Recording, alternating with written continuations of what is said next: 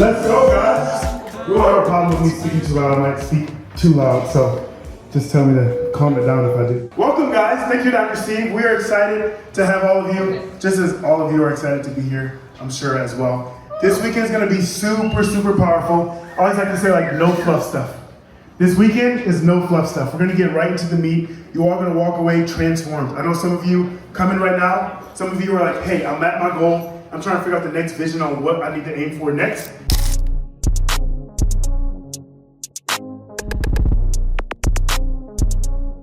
So, a lot of times, we need to be reminded more than we need to be taught. Just like Dr. Lindsay said earlier, she's like, man, I hear this a million times. Like, complexity can't scale, simplify. But you have to be reminded more than you need to be taught. So some of the principles at the beginning of this, you're gonna say, I heard this before, and I read about this before, you said it in other videos, but guess what? You have to be reminded more than you need to be taught. Super, super important. And then also I encourage all of you as well to have a super open mind. Some people, some of you, not anyone in this room, like, oh man, I heard some of this stuff in other coaching programs. I heard other people talk about this. It's like, I'll be honest with you. I'm not here to be your friend. If you actually implemented what you heard in other coaching programs, what you heard before, what you already know, why don't you have the results that you would like to have? We have to ask ourselves, why don't we have the results that we would like to have if we just knew everything? So I encourage all of you to put your know-it-all muscle down and to open up your heart, open up your brain to be flooded with some of the same principles that may be said in a different way. Then we're going to expose you to some new things that I've never communicated before as well. Cool? Let's do this. Check.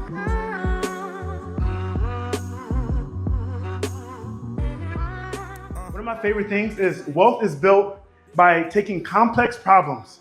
It's so funny saying this, but like, guess what? Getting to 100K a month, getting to 50K a month, getting to whatever your goals are, freedom of your business working without you and still earning and making money like Dr. Ashley for the first time today where team's back home converting and she's here learning. Guess what? That is complex. It is complex. But in order to scale, which a lot of people make the mistake, we take that complex thing and then we try to just scale it. We have to simplify it first. Make that complexity super, super simple, like I just did with the attract, convert, deliver. And when you simplify that, it becomes so much easier to multiply. Simplify before it multiply. If you try to multiply a complex system, you're gonna add more stress, more chaos, more team, more overhead without actually having the simplification of a system that's actually gonna operate without you. Does that make sense? I said a lot there. So you want to simplify, take a complex problem, which for us internally is $1 million a month. That's very complex. We are doing something super, super simple. We'll probably do less marketing than all of you in this room. So we simplified our channel of marketing. Instead of doing 100 things, we do like 1 or 2 things really, really, really, really good. So we take that complex problem, we simplified it, and then now we're just multiplying it, just fuel on the fire. We're just doing everything, hiring team for that, put money to that, putting attention to that, hiring coaches for that, hundreds of thousands of dollars into this one thing to then multiply. And now we have a beautiful picture. So ask yourself, like, what things are you doing right now that are so complex that you can't multiply? What things do you have to simplify so that you then have the foundation to be able to multiply it and make it so much simpler than what you're operating at right now? Sweet.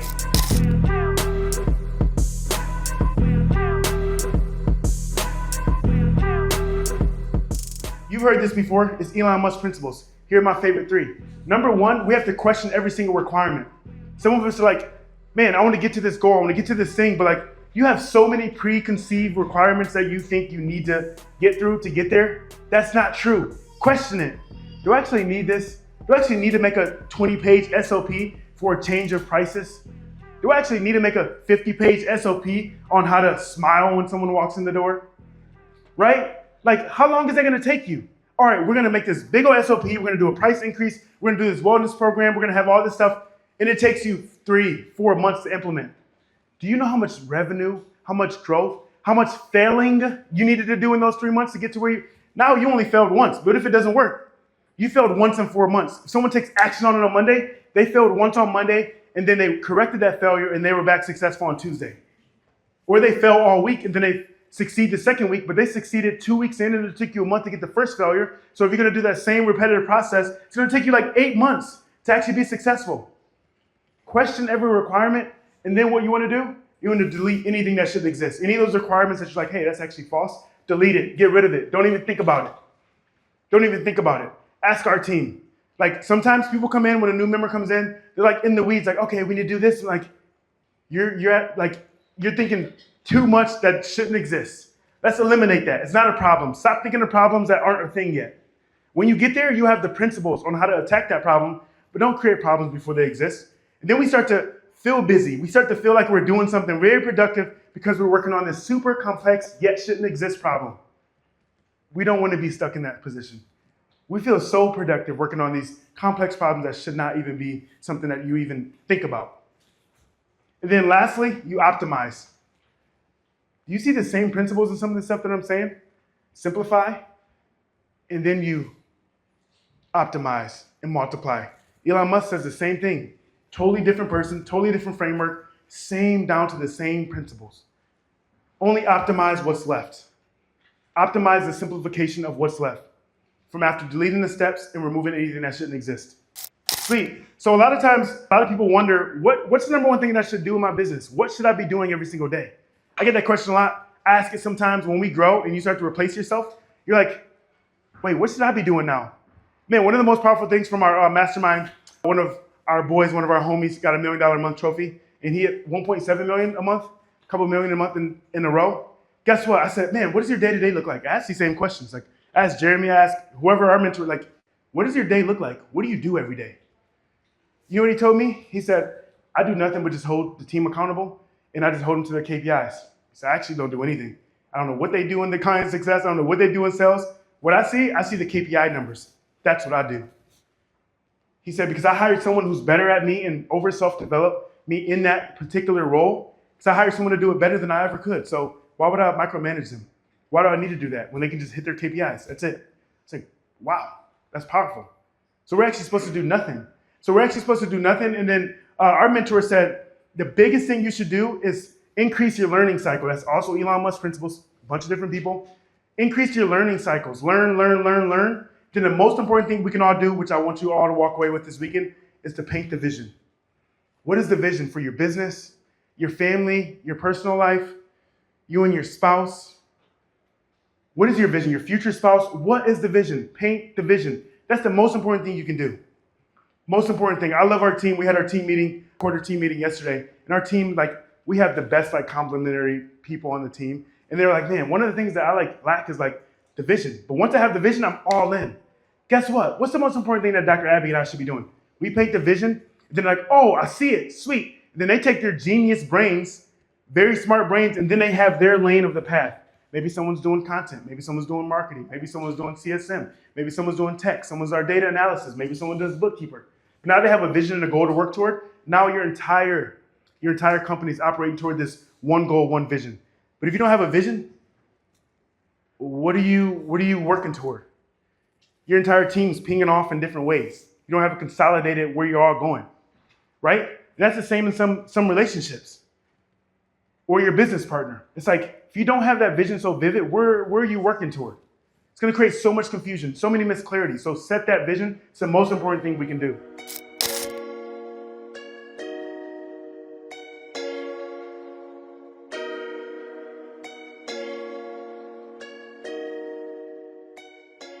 This is really cool. Some of you may have seen this before as well. A lot of us are majoring in the minor things. Principle. All the same. You're hearing the same thing over and over again. Stephen Covey did this amazing experiment where if you get a bucket, and I say I want to fill this bucket with as many rocks as possible, but you have big rocks, you have small rocks. A lot of us are putting the little rocks in first right now. You put in the little rocks, so when the big rocks come in, you don't have room. It's overflown because you're focusing so much on the small things that now you don't actually even have room for the big things. You're too stressed out to make it practical for you. You're too stressed out to do the big things now. You're too tired of it tonight to paint the vision. You're too stressed out to actually do the thing that you should be doing because you're focused on the small things. But those who are successful, guess what? You put the big rocks in first. You put the big rocks in first, the big important things, and then the pebbles. When you pour those in, they fall into the cracks because they should. Now you have room for everything. That's how we have to operate. So what's the little rocks that you're focusing on right now in your business that's taking up room for the big things? And then what are the big rocks that you're leaving out because there's no room? What are those little pebbles that you're focused on right now that need to go in last? And what are the big rocks that you've been avoiding? Because they're heavy. They're a little awkwardly placed. Lord, fill me up, oh Lord, fill me up. I need you, Lord. Fill me up, oh Lord, fill me up. I need you. Yeah, know you gon' do it. You got a shot and I know you gon' shoot it. No, you don't want it. You guys ready to talk about money? Yes. Okay, this is my people. This is my room. Like, let's go. Because guess what, guys? Money drives what? So many decisions that every single one of us made today. It drove like whether we flew first class, what flights we might have chose, where we stayed, what food we chose, what clothes we wore. And even more in more depth, it drives things like, for example, we want to take our parents on a trip and my stepdad has a lung disease, right? And Odell's like, what's he need? We'll just order it. We'll have it delivered to France. Like, what's going to enable him to experience life and to travel and to do? And it removes this barrier of having to think like, man, can I do that? Is that possible? And all you're thinking is like, what do I want? What do I want, right? What do I want? So if you were to able to just like shut down that limiting belief, shut down the left side of your brain, shut down the part that says like, oh, I don't need that, or like, oh, that's a little bit too much, and you just said like, no, what would my perfect day be like? What would my perfect travel be like? What would my perfect like time with my family, my friends, my children?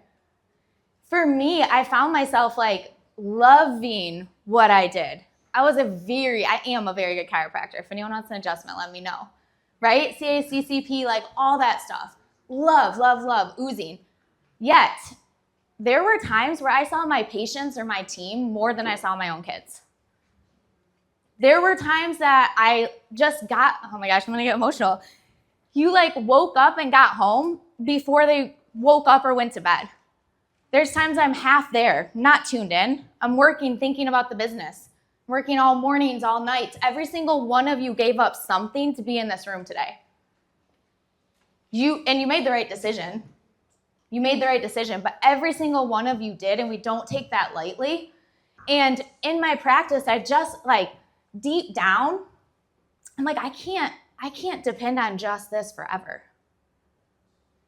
I'm doing myself, my kids, my freedom, my creative freedom, doing myself a disservice if I don't give myself at least the ability to have options. Is there anyone in this room that would like options? Woo! Okay, sweet. Woo, thank goodness. And I love real estate. I saw this thing of Grant Cardone one time, and he's just like hitting this building. He's kind of intense, and he's like, I want to see my money. I want to feel my money. And I'm like, me too. Yeah, sounds good. Let's do that. And I started to delve down into real estate. And guess what happened when I was like, I want to do an Airbnb in Battle Creek, Michigan? Guess what happened? You shouldn't do that. People are going to squat. No one's going to come to Battle Creek, Michigan. What are you doing? You're a single mom. Who's going to rent that? That's what I literally promised you that I heard, right? When's the easiest time to kill a dream? Why are you in this room? Why do you pay money to be in this room? Is there anyone that you tell your dream to in this room that is going to kill that dream? And if they are, you got to go, baby. He can't wait. No, he can't wait to kick someone out. So he can't wait. I'm like, okay, calm down. Everyone's fine at Chipotle. No. Okay, but seriously, right? Like, you are in the right room because not only are we going to hear your dream, not only are we going to tell you what's possible, we're going to follow it up with how. We're going to be truthful. You're never going to get there doing that. We got to switch this. Hey, the reality of that is going to be this, this, and this. Are you going to do that? You going to step up to that? We're going to tell you the truth, but we're never going to tell you that it's not possible. And if we don't know how, we're going to tell you got to get around someone we don't know yet. So you got to get around someone that's doing it, and they're going to know how. Remember we was down low. Remember we was down cold. But thank God we made it. Thank God we made it. So the misconception, I think that a lot of people is a short-term gratification. the longer you're willing to push off gratification, the higher you're going to have things that most people will not be able to have. Does that make sense? Odell and I say that a lot. We just bought a Tesla. Before that, he had like who's been following him and watched him live in the conversion van. The man was, yes, thank you, Roger. He lived in a van down by the river. They're like, you're never gonna meet a woman in a van down by the river. Meanwhile, I'm staying in my mom's basement because all my properties are Airbnb'd out. And I'm like, oh, you wanna come hang out at my mom's? Like, we're both making 6 figures in these situations. We live here in Brickell, and there's like 22-year-old kids with like, what kind of cars are they, babe? Like Lamborghinis and like all these sorts of things, right? We just bought our first Tesla. It's like $50,000. We make, you guys know what we make. We're very transparent about that. The payment's like a grand on it. And we're happy as a clam. We're like, that's perfect. Because we're so committed to the delayed gratification to what we're creating. We'd rather put every dollar into reaching more of you, into making experiences, into investing in our 20K to a little 20-year-old gonna help us with our content, right? Just all the investments into ourselves. The longer you can delay your gratification of that, the more you're gonna be set up for living a life that most people can't. And we're always gonna tell you the truth, you guys. Like, it will feel easier to take that money and get that quick win or that nice thing, right? But that's not going to get you, if you have a big, big goal, it's not gonna get you there any faster. So lifestyle is all of the things that like should be coming from your drip. Taxes, with no strategy, it can be one of the biggest expenses. I always say I'm in partnership with the government and I'm in partnership with the banks. They give me a lot of money because I create a lot of housing and jobs, and banks, I make them a lot of money. So they send me baskets at Christmas. I'm like, you probably shouldn't be getting baskets from the bank, but I do. And then assets. So assets, like, this is the way that you guys are gonna take your active income from your business. Your business right now is not your forever vehicle. Your business right now is the vehicle to build your forever freedom. I made that up on the go. Post-lunch. He always puts me post-lunch. I'm like, okay. But yes, that's how we want to build it. And I'm going to go into exactly how to do that. You want to spend only the money that you made. Something that I see so many entrepreneurs or people is like, oh, I'm going to buy this, but it's okay because this is coming in next month. Oh, I'm going to do this, but when I launch, it's going to make me 100K. Oh, I'm going to buy this property, but it's going to make like 20K a month, so it's fine. No, we're actively like building the assets and building the things and then spending as it's coming in. And I'm gonna actually break, I don't know if the numbers are broke down. Pull me aside. I can break those down any day of the week for you guys on how much you should pull. But like, it's like you're pulling from what's actively being made. And then even when you go properties, like you're planning for it not to be a profitable thing for a little while. You're not trying to like live off of that first investment. Does that make sense? I gotta keep going. I gotta keep going. Your capacity of what you will be able to withstand or grow or build or do or impact will be directly related to the amount of stress that you can handle and how you process it. I first bought my $500,000 lake house, right? And I was like, well, I'm gonna die. Like, this is how I process. My therapist helps me because Odell's like very like black and white, and I'm like, yep, I'm gonna what did I just do, right? And afterwards, guess what happened? The whole backyard flooded. Like, we live on a lake. The lake was not where it was supposed to be. Like, I was like terrified. And then guess what happened? The roof started leaking. Then the furnace, I thought the furnace straight up broke. Thank goodness it was just a fix. And this guy probably had mercy on me. His name was Arnie. Arnie's like, it's okay, don't cry. We're gonna fix the furnace. Like, everything's fine. But like my third commercial building had the biggest, Dr. Kylie, Dr. Maddie might have been there, had the biggest grand opening that the chamber, it's not saying a ton, you guys, it is Battle Creek, Marshall, Michigan. But the biggest that the chamber had ever had, it's full of people. Guess what happens? Half the electricity goes out. It's a cafe, coffee shop too, guys. I bought a restaurant. The electricity stopped in the restaurant. And I'm like, oh my gosh, what is happening? And then the washer broke and it flooded. I have stories and stories and stories and stories, and every single time it just made, guess what, me a little stronger. Just made me stronger. I could now I was at a wedding, I was at his friend's wedding, and we had high-level clients, paid a bunch of money, and at the lake house, they paid like $7K, water heater went out. I'm like, dope, handle it. Do the emergency call, get it switched out, pay it, like give them whatever they need. Shuttle them over, take care of it. I'll talk to you guys later. Right? What changed? Not the chaos that's coming. I changed. Does that make sense? So here's what I want you guys to see though. This was like so cool to me. Here's the market. And I did like from you guys doing 1,000 a month all the way up to 10,000 a month investing. We tell our team this. I was like, hey guys, we're going to be really successful. We're going really far. As we win, you guys win. You're going to be making more money. Do not spend it. Do not spend it. I do not want to see you rolling. And you're new, don't spend it, invest it. And that's our goal too, is we want to give opportunities to our team to syndicate or do properties and stuff. You guys not getting bigger, not growing does no one a service. You're doing them a disservice. You can help so many people. So anyway, invest each month. Total you would put in, worth in 15 years, your monthly drip. So let's pick a number, you guys. Pick a number between 1 and 10. Which one do we want? Okay, so we're gonna go with 7. $7,000 a month, we put in $1.2 million. Worth in 15 years, $2.2 million. We're living off $7,600. That's my one ticket in first class. Odell's in trouble. $7,600 a month, right? Here's what real estate, and these are tentative, it's chat, everything's changeable. 7,000 is what we said, right? So I had chat do, if we were to do, I think I did I did $250,000 properties for you guys, 20% down, so 75% all in per deal. Conservative, right?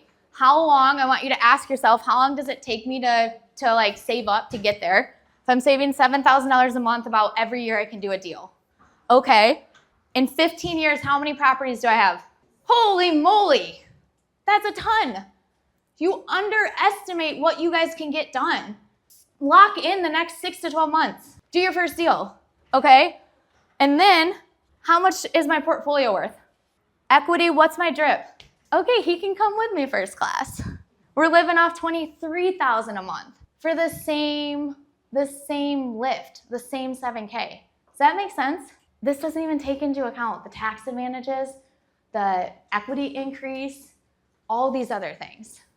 So our master plan was 10 million. We were in a van down by the river in San Diego last summer. If you follow us, you saw us there. We're we want to get to 10 million. All of my calculations going back and forth. I thought it was going to take us 5 to 8 years. Him and I have this grand plan. We're making $30,000, $100,000 a month online. We're at 800,000, right? And we're going to be at 3 to 4, potentially 5 million this year. There's no way we can't close that by the end of next year is our goal. We took what we thought was gonna take us 8 to 10 years a year ago, and now it's gonna be a year. Can I get an amen to that? Whose goals are changing? Whose goals are changing? Who says it has to take that long, right? You guys can do this stuff too.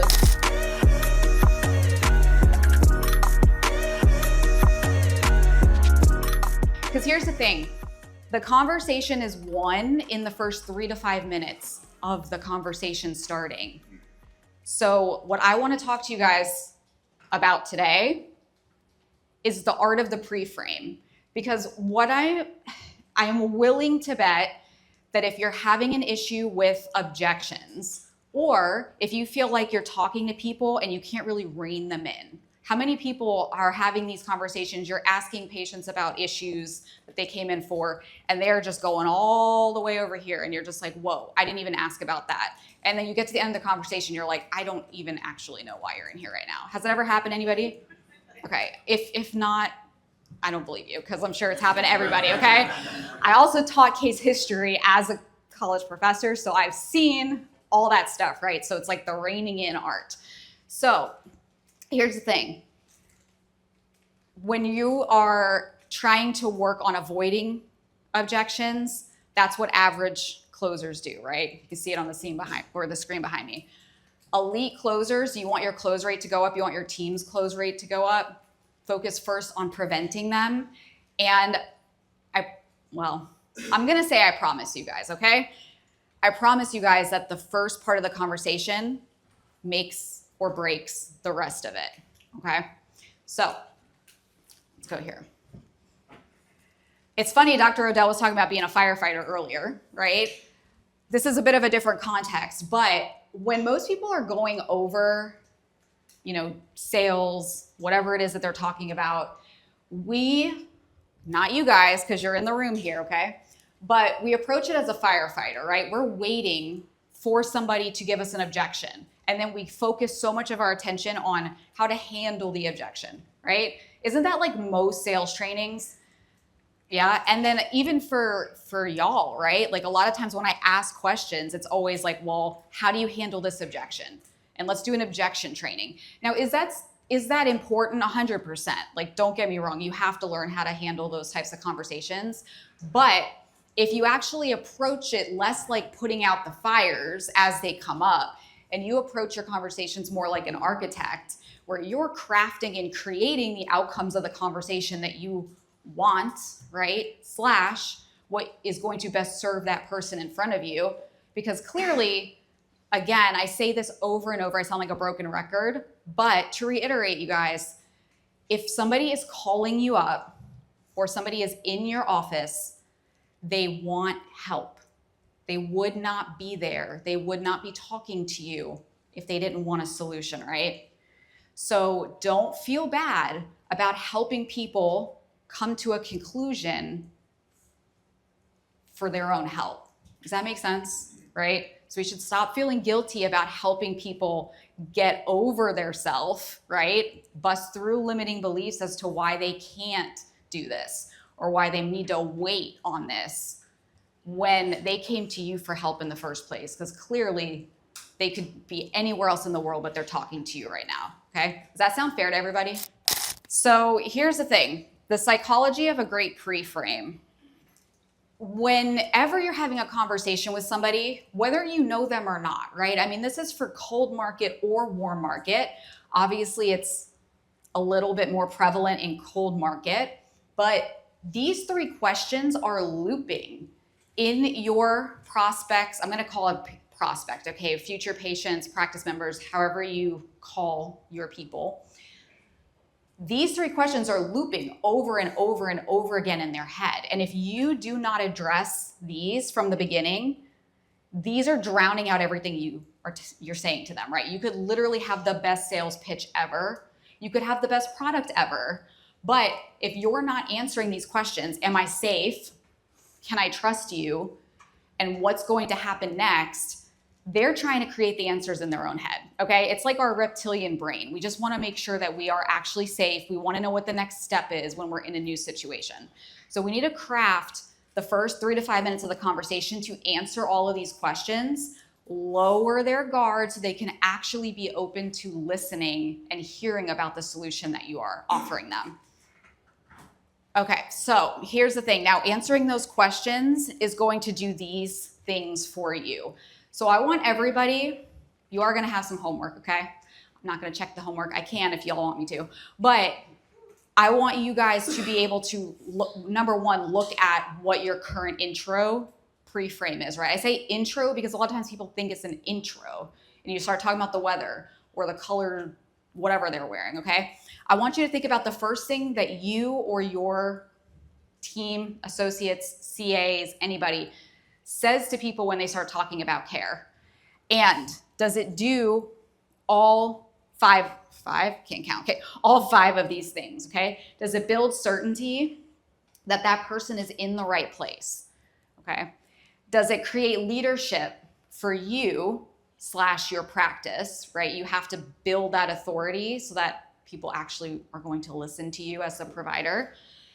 Does it set expectations, okay? Because again, everybody wants to know what's going to happen next. Also set expectations for the conversation itself.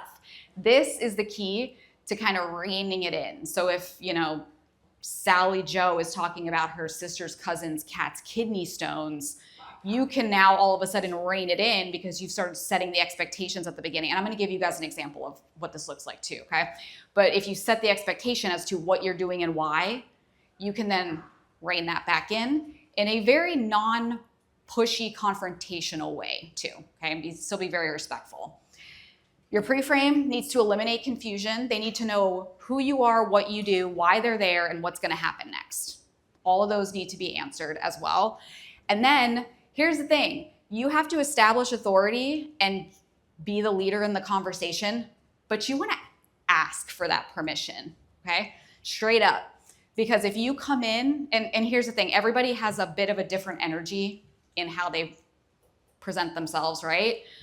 So for some people, you might be able to come in like a bull in a china shop and people are cool with it, okay? Other people, especially in today's world, because we're sold to death over and over and over again, right? Everybody's sales resistance is like on scale 1 to 10, it's like a 15, okay? The second they go anywhere, like have y'all ever wanted something and you've walked in a store, like you actually want what's in there, but then like somebody comes up to you to help and you're just like, no, I'm good, right? Because your sales resistance is already up. So you have to literally ask them for permission to lead the conversation, okay? Something as far as like what I did earlier. And I was just like, okay, so here's the thing. I'm gonna ask you a lot of questions and here's why. I wanna find out where you're at, what's going on, how we can help you. I need you to participate in this. It's a two-way street, okay? And then once we do that, we're gonna see if this makes sense for us to work together. And if so, we will do X, Y, Z. So I also gave a call to action, right? And I kind of made my call to action up in the moment. I was just like, oh, and then we'll have the opportunity to work together. You can ask me more questions, that kind of thing. So whatever your call to action is, which would be starting care, right? You're gonna say, if what we do makes sense to work together to help you get to the goal of X, Y, Z, then we can talk about what it looks like to work together, what the investment looks like, how long it's gonna take, all of that kind of stuff. If it doesn't make sense to work together, then I'm gonna help point you in the direction of maybe some recommendations that might help more. Does that sound fair? Yes, right? They now gave you permission to literally just go through and recommend everything that you're gonna recommend, tell them how much the investment's gonna be, and you lowered their resistance, their sales resistance, because you straight up said, hey, if this makes sense, I'm gonna go ahead and we're gonna talk about X, Y, Z.